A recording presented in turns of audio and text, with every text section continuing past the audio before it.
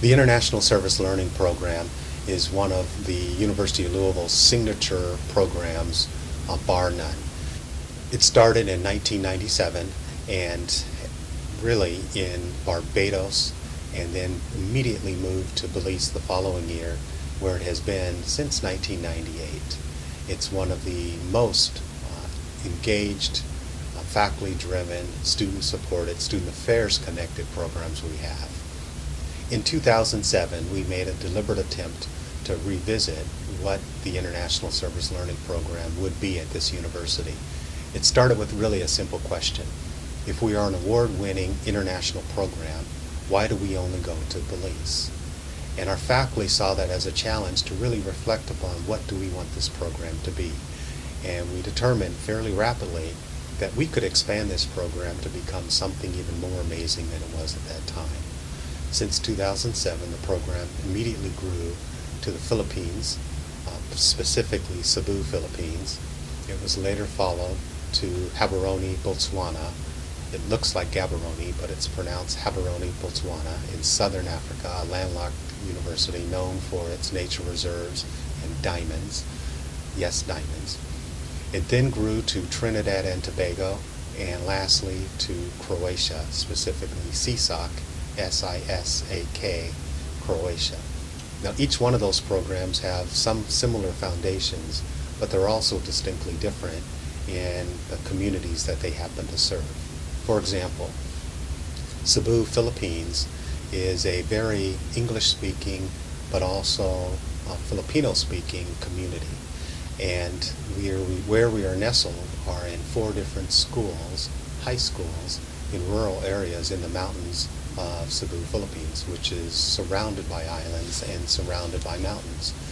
We've been there for a number of years and have enormous support from the high school district community that has worked very nicely with our students. The program now is nestled in the 50-something attendees and faculty participating in it.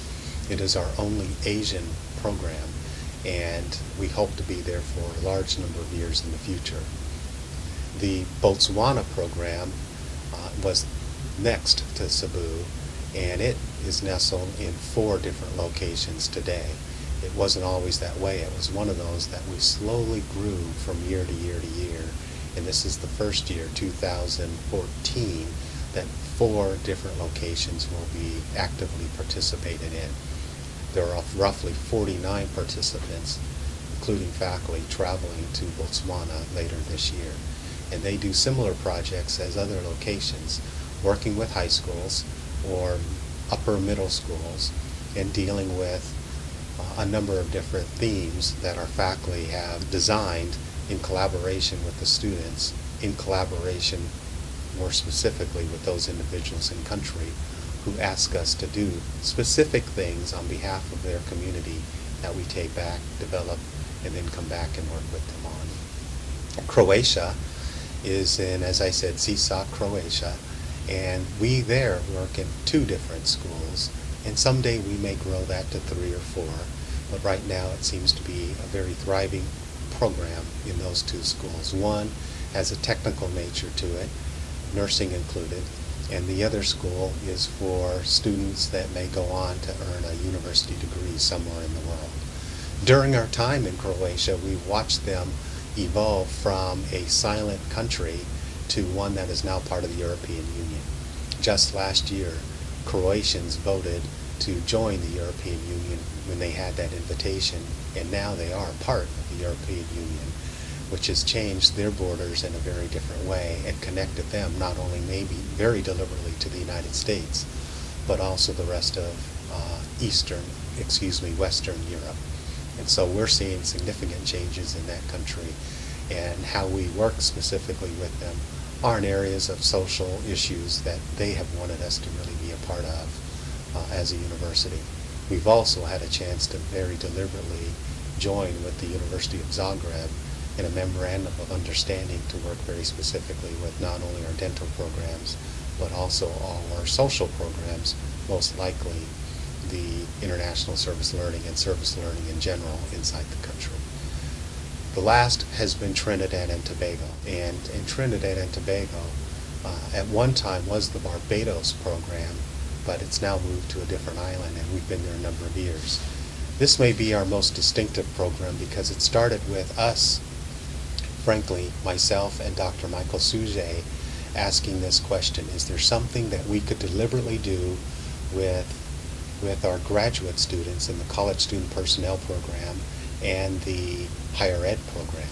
Because we knew that if we could provide our higher ed college student personnel programs a distinctively different type of experience as a graduate student, they would have a small edge when they were graduating and talking about their experiences looking for work later on. We also knew that if we can give them a meaningful experience, it might help shape them into becoming a stronger global citizen. So one day when they're in the VP or the dean or the director's role or even a faculty role, they would have a stronger cultural competency when it comes to global issues. And so by developing the program and working deliberately with the University of West Indies, University of Trinidad and Tobago, and the University of Louisville in Port of Spain, Trinidad and Tobago, we've been able to create this service learning symposium that has turned into an annual event on an annual National Day of Service Day that has literally been inspired by the University of Louisville. And so our work there has enabled that university to embrace service learning and have an annual symposium with faculty and schools coming, talking about how we can engage students and connect them civically into their community. By default, the University of Louisville has enabled countries to embrace this without really us, the University of Louisville, that is, guiding them in such a way that we were in the way. We've become partners with them that has really helped shape those communities in a positive way.